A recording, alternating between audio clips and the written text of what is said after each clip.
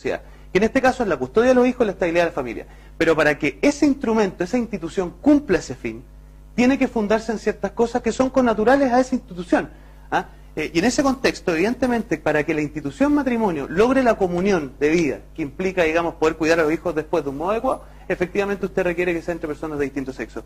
Y fíjate que al final el argumento de que usted, yo quiero que el matrimonio sea distinto, espérame un segundito. ¿Dos personas del mismo sexo no pueden criar a un hijo? ¿Eso? Que no, yo no te estoy diciendo eso. Lo que el matrimonio implica como comunión de vida es algo que supone un acto abierto a la procreación, como fundamento de aquí en los últimos 2000 años, etcétera. Y cuando, mira, aprovecho de preguntar en Twitter que nos pregunta Patricia Orellana qué pasa con la gente que no puede tener hijos. Ah, bueno, esa es. También quiere tener matrimonio. Oye, yo invito, porque aquí uno en 20 minutos no puede desarrollar tanto. Hay un tema, hay un libro que se llama Debates Públicos de R.B. George que aborda precisamente este tema.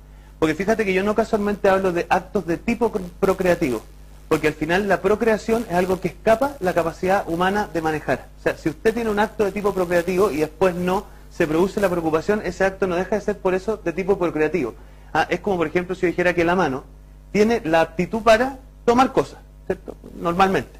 Si yo tengo un dedo quebrado, probablemente no voy a poder actualizar esa capacidad, pero sigo teniendo la potestad de hacerlo. Entonces, lo que implica el matrimonio no es la capacidad de reproducir, sino que lo que implica el matrimonio es esta comunión que se da, que implica un complemento sexual, en un acto donde actos de tipo procreativo se producen. Y déjame cerrar con un punto muy puntual, muy chico.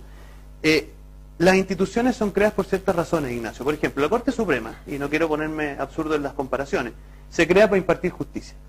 Y por lo mismo, las personas que pueden acceder a esa institución son abogados.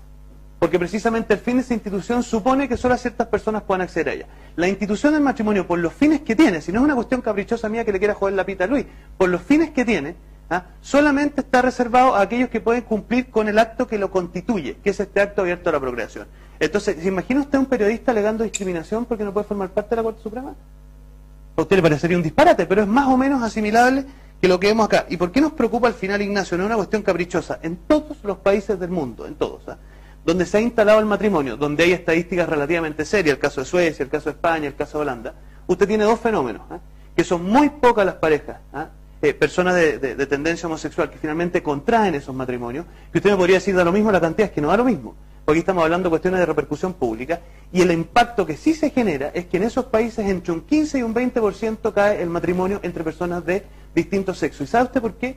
Porque usted en el fondo a la institución matrimonio le deja de dar un sentido en sí mismo, entonces pierde valor.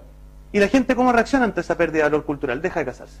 Entonces, en la práctica no son muchas las parejas homosexuales que finalmente contraen el matrimonio, y para qué decirle la unión civil, nosotros en Idea País de hecho tenemos un estudio en esta dirección, y lo que realmente se impacta es que muchas parejas dejan de contraer el matrimonio. Entonces, créame que a mí, y te cierro, y cierro el argumento muy cortito, Ignacio, a mí no me interesa, y de verdad pienso, que el Estado en estos temas no tiene por qué estarse metiendo en la cama de las personas, pero sí entender que las instituciones tienen su razón de ser, y cuando usted reclama algo, tiene que entender que a nivel social esto tiene impacto respecto a otro, porque usted no vive en una isla, ¿no es cierto? Entonces, en esta oportunidad, y así podría dar otras estadísticas adicionales, evidentemente la institucionalización de las uniones civiles o finalmente los matrimonios entre personas de un mismo sexo tiene un impacto decisivo en cómo el matrimonio es concebido, digamos, desde la cultura y cómo finalmente impacta en la vida de las personas. Es una cuestión que creo... hace 10 años, como decía Luis, no se habló de estos temas y hoy día se está hablando de matrícula regular. ¿No te parece que hay un impacto que se viene arrastrando? Es que no, yo creo que esto responde, no nos vamos a poner aquí lateros, pero esto responde a tendencias filosóficas, a tendencias sociológicas, a planteamientos de Gramsci, de Adorno, de Dorquemayer y de otros autores que plantearon ciertos presupuestos y los cuestionaron. Hubo gente que los siguió y plantea su agenda. Si eso es una sociedad democrática, está bien. Pero tengan cuidado que hay ciertas instituciones que tienen un fundamento racional. No es una cuestión aquí siempre se habla de la religión, yo si ustedes se fijan no he citado ningún argumento religioso, y por lo demás no es atingente este debate. Pero lo que te quiero decir es que aquí hay razones públicas, y razones públicas que yo espero que se puedan dar del otro lado, porque cuando a mí me dicen que aquí en el fondo yo por mi dignidad quiero acceder, digamos, al matrimonio, pero es que un momento, ¿de dónde pasa ustedes de su dignidad al matrimonio? Hay un tremendo paso lógico que usted no prueba, porque si el matrimonio en el fondo lo que usted quiere decir es que una herramienta al servicio de su afectividad, entonces ¿por qué otras afectividades no podrían reclamar lo mismo? Y lo que transforma usted en eso es que el matrimonio al final es digamos, un matrimonio a la carta, si usted quiere. Entonces, yo, y cierro, y perdona Luis que me haya alargado desde formación profesional como abogado, lo que te quiero decir yo es que al final el problema que se nos suscita es que si usted priva al matrimonio de su acto esencial, que es este acto abierto a la procreación, al final lo priva de su fundamento máximo. Y por lo tanto esto deja de ser matrimonio. Y el problema es que eso se traduce en que muchas menos personas se empiezan a casar, y eso tiene una serie de consecuencias que por lo demás basta revisar el caso de Suecia, el caso de Holanda, el caso de España, para quedar clarísimo. ¿Puedes tomar palabras que dijo Diego y asimilarlo con cifras de otros países que tú hayas visto que se haya avanzado en estos temas? Sí, me gustaría primero decir que eso de que las instituciones responden a ciertos objetivos, así es, pero esos objetivos pueden ir cambiando con el tiempo, no veo por qué tienen que ser rígidos. Pero la procreación responde a motivos históricos en los cuales no se sabía, antes no existía el ADN, antes la gente quizás tenía hijos de que no se sabía de quién eran, entonces era muy importante regular las familias para saber de quién eran los hijos y quién tenía los derechos sucesorios. Hoy día no es así, la procreación me parece que no es tan relevante dentro del matrimonio. De hecho, la mayoría de los niños en Chile nacen fuera del matrimonio y no dentro. Por lo tanto, ese argumento me parece que ya está totalmente obsoleto. Segundo, lo de las otras afectividades, me gustaría saber qué otras afectividades se refiere. Solo la de una abuela con un hijo o con un nieto, obviamente esas personas no se quieren casar. Tranquilo, digo. No, sí. La única otra afectividad la única que él menciona es la de un trío, digamos, un hombre con dos mujeres. Bueno, quizás eso en Suecia no se aprobó, pero existe en muchos países de Medio Oriente, por ejemplo. O sea, ¿tú estás de acuerdo con que podamos abrir el matrimonio? No, y creo que no tiene que ver con la cultura occidental, pero no es algo que per se esté bien o mal. Son figuras culturales que van adoptando las sociedades. Nosotros no nos podemos abstraer de todo lo que somos como cultura occidental o judeo-cristiana, como queramos llamarlas. Es parte de lo que somos. Pero es un debate válido y que quizás va a ser el debate en boga en 50 años más o en 100 años más. No lo sé. Pero existe países que funcionan así. No es mi modelo, a mí no me gusta, pero bueno, existe. En todo caso, eso de las otras afectividades que puedan querer casarse, yo no veo qué otras aparte de lo que hay. Lo único que importa es ser pareja. El matrimonio habla de dos personas en todo el mundo, en una parte habla de dos o más personas. Entonces, si somos dos personas, yo no veo cuál es el impedimento realmente. ¿Y cuál es la...? Con respecto a esa gran evidencia que cita Diego de los países que han adoptado el matrimonio, le diría que tengo mucha evidencia que dice lo contrario. A ver, ¿podemos ver algo? Sí, tengo enorme...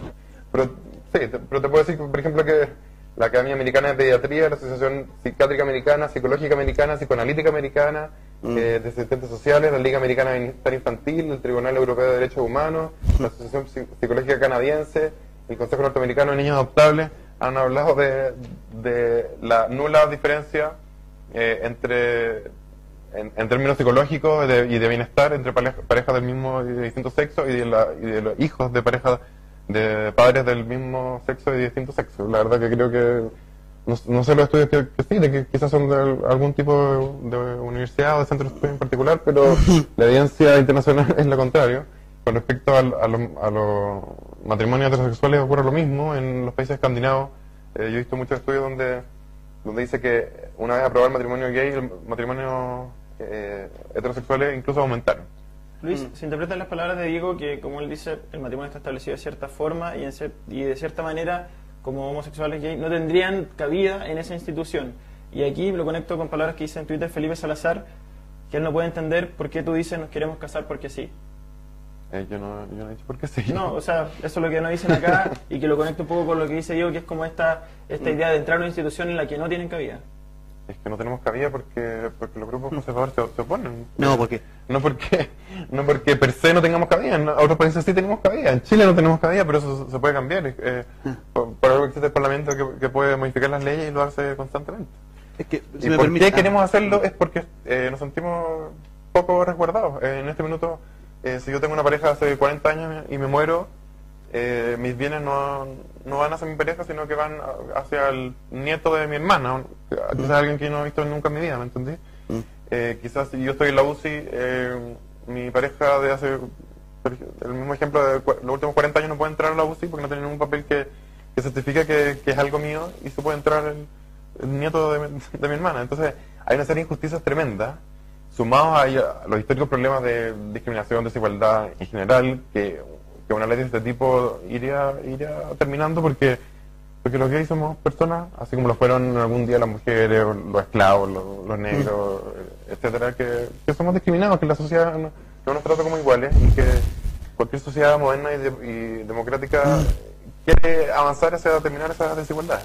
Se nos va terminando. No, déjame terminar, es que es imposible no hacer un comentario. Obviamente usted las instituciones las puede revisar, Ignacio, pero siempre que usted tenga razones. Y las razones que acaba de esgrimir Luis son primero los pocos resguardos en temas hereditarios, en temas de salud. Eso lo podemos resolver sin necesidad de acudir ni al matrimonio ni a la ABC. Después, al final, el matrimonio entendido como un medio que nos va a permitir reconocimiento social. Yo creo que entendamos que acá, a ver, usted puede tener esa legítima aspiración, pero la pregunta es cuando usted transforma el matrimonio en un medio y no un fin en sí mismo, porque es un medio para usted, o sea, es un mecanismo de reconocimiento, un mecanismo de afectividad. En el fondo tiene que tener en consideración que eso causa un impacto social. Y el impacto social, Ignacio, que ha causado en todos los países en el mundo, todos, es que bajan las tasas de nupcialidad. Y eso es algo tengo idea de que es lo contrario, bueno, ¿no? Eso de todo. Eso digo, sí, como lo he helado. Y cierro una cosa muy importante. Efectivamente, Luis hablaba de que nosotros no nos podemos abstraer de nuestros patrones culturales. Y yo creo que efectivamente en Chile, si la gente se pregunta dónde podemos, digamos, tener un espacio de custodia para las personas y para la formación de los hijos. Yo creo efectivamente, y aquí también hay estudios de la Administration for Children and Families, y es una serie de otras organizaciones en inglés, que en Chile nos encanta citar organizaciones en inglés, ¿no? Que demuestran que si usted apunta a lo mejor, efectivamente, ese contexto es el que más favorablemente a usted se lo permite. Y eso es algo que tenemos que preguntarnos como sociedad. Eso. ¿Cuál es el antes que hayamos terminado. Para terminar, que no dejaste hacer la pregunta. No, pero yo quería ver cuál era el terreno en el que se estaba manejando el tema hoy. Como empezamos al principio, dijimos que en enero se bajó un poco el tema del tapete con el nombramiento de los ministros. Luego vuelve a la discusión porque no fue nombrado en el discurso 21 de mayo como prioridad este tema. Y ahora vuelve un poco con lo que estás haciendo tú a través de los medios de prensa y con lo que hizo el senador Longueira y Chadwick al presentar esta reforma. ¿Cómo sigue esto? ¿Cómo lo estudias? Pero mira, imagínate que estamos los dos disconformes. Esto te denota una alianza de gobierno que no tiene convicciones. Y te lo digo fuerte y claro, que no tiene convicciones. Y que como no tiene convicciones, anda jugando a las calculadoras y al abaco. Anda jugando a cuánto le sube una pelotita de abaco. Entonces eso es muy pobre. Yo te digo, yo creo que Luis y yo compartimos que somos los dos jóvenes y personas que nos gustan estos temas y por lo tanto estamos haciendo las cosas que hacemos. Y si la gente joven no está en política hoy día, Ignacio, tiene una razón muy simple, que es que no hay convicciones. Nadie se atreve a salir a decir, oye, yo estoy a favor de esto por esta y estas razones. No porque me trae más votos, no porque soy más simpático, porque dejo tranquilo tal y cual electorado, no. Porque lo creo, y lo creo por esto, esto y esto. Eso se ha perdido. Y mientras no se recupere, muchas personas que estamos en esto por ideas y queremos entusiasmar a gente precisamente con esas ideas, no nos vamos a meter. O si nos vamos a meter a hinchar. Y a hinchar, porque les tenemos que exigir a nuestras autoridades que den razones por las cosas que hacen. Y que dos senadores, y yo, mira, los conozco, te podría decir que hasta tengo aprecio por ellos, pero aquí tomaron una mala decisión, que es jugar con un tema que repercute decisivamente en cómo se va configurando la familia de cara al futuro. Y eso no se hace. Menos aún viniendo del partido el que viene, que pareciera ser que se le olvidó su declaración de principio. Entonces, yo creo que en estas cosas, Ignacio, hay que empezar a exigir convicciones, imagino que Luis está de acuerdo, y coherencia. O sea, y en el fondo que transparentemos. Yo creo que aquí efectivamente hoy día se está transparentando discusiones que son importantes y que tienen que ver con la sociedad. Perdón, me alargué, perdona.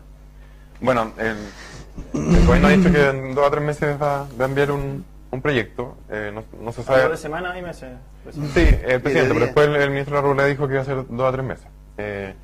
Nosotros lo que apuntamos es que el proyecto que envíe el gobierno sea lo más parecido posible a la ABC que propuso Alamán en su minuto, porque creemos que si se presenta un proyecto más light, uno, no cumple con la promesa de campaña, y dos, va a ser un revés político para el gobierno porque se va a enfrentar a un Congreso que no va a estar de acuerdo. La Concertación en pleno va a estar en desacuerdo de un proyecto que no establezca ni siquiera una unión civil. RN, la mitad quizás de los parlamentarios también. Entonces me parece que es importante avanzar hacia los consensos.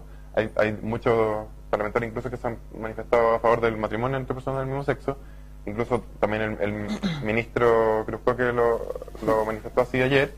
Se transformó en el primer ministro de la historia de Chile que se manifiesta expresamente a favor del matrimonio entre personas del mismo sexo. Creo que hay que sumar todas las posiciones al debate y ojalá que en el Congreso lleguemos a un consenso importante. Yo creo que no se puede desconocer la fuerza social que tiene este tema, así como antes no se discutía, hoy si vemos las encuestas, hace, no sé, 30 o 40 años, el 1% de la población está de acuerdo con el matrimonio entre personas del mismo sexo.